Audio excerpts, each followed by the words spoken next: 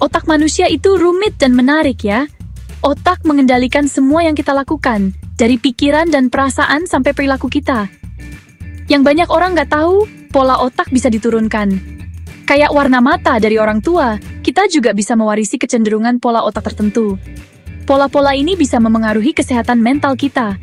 Artinya, kalau satu anggota keluarga punya masalah kesehatan mental, yang lain mungkin juga punya risiko lebih tinggi. Penting banget untuk memahami hubungan ini.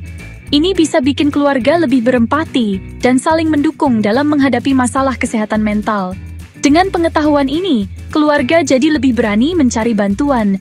Mereka bisa belajar cara-cara untuk menjaga kesehatan mental bersama-sama. Kita kenalan sama Selina dan dua anaknya, Samuel dan Laura. Selina udah lama berjuang melawan depresi. Dia selalu merasa sedih dan putus asa, kayak ada bayangan gelap dalam hidupnya. Anak-anaknya, Samuel dan Laura, juga menunjukkan perilaku yang mengkhawatirkan. Samuel, anak sulungnya, sering cemas. Dia selalu khawatir tentang banyak hal, besar maupun kecil. Laura, anak perempuannya, menunjukkan tanda-tanda Obsessive Compulsive Disorder, OCD. Dia terjebak dalam perilaku berulang, seperti cuci tangan terus-menerus. Sekilas, masalah mereka kayaknya nggak berhubungan. Tapi kalau kita lihat aktivitas otak mereka, ada hubungan yang mengejutkan. Perjalanan Selina untuk memahami kesehatan mentalnya dimulai dengan SPECT scan. Ini teknik canggih untuk melihat aliran darah dan pola aktivitas di otak. Hasil scan Selina menunjukkan aktivitas yang berkurang di korteks prefrontal, bagian otak yang mengatur emosi dan pengambilan keputusan. Ini ciri-ciri yang sering ditemukan pada orang depresi.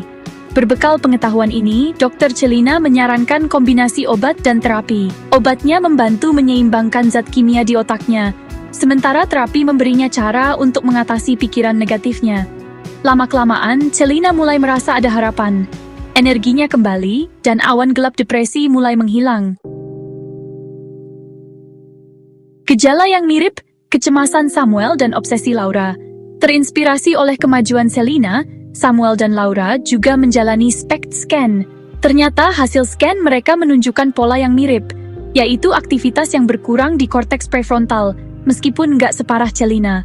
Ini menunjukkan adanya kecenderungan genetik untuk pola otak ini dalam keluarga mereka. Kecemasan Samuel ditandai dengan kekhawatiran dan ketakutan yang berlebihan. Hasil scan-nya juga menunjukkan aktivitas yang tinggi di amigdala, pusat rasa takut di otak. OCD Laura membuatnya melakukan perilaku berulang. Hasil scan-nya menunjukkan aktivitas yang meningkat di ganglia basal, area yang berhubungan dengan pembentukan kebiasaan. Harapan dan kesembuhan, kekuatan memahami otak. Perjalanan keluarga ini menunjukkan betapa pentingnya memahami otak. Dengan mengetahui pola otak yang menyebabkan masalah mereka, Selina, Samuel, dan Laura bisa mendapatkan perawatan yang tepat. Pemahaman ini juga menumbuhkan rasa empati dan mengurangi rasa terisolasi dalam keluarga. Depresi, Selina mulai membaik dengan obat dan terapi. Samuel belajar cara mengelola kecemasannya, menenangkan amigdala yang terlalu aktif. Laura, melalui terapi dan dukungan, bisa mengendalikan pikiran obsesif dan perilaku kompulsifnya. Perubahan keluarga ini menekankan pentingnya kesehatan otak untuk kesejahteraan secara keseluruhan. Dengan mengungkap misteri otak, kita bisa membuka jalan bagi harapan dan kesembuhan bagi keluarga yang berjuang melawan masalah kesehatan mental.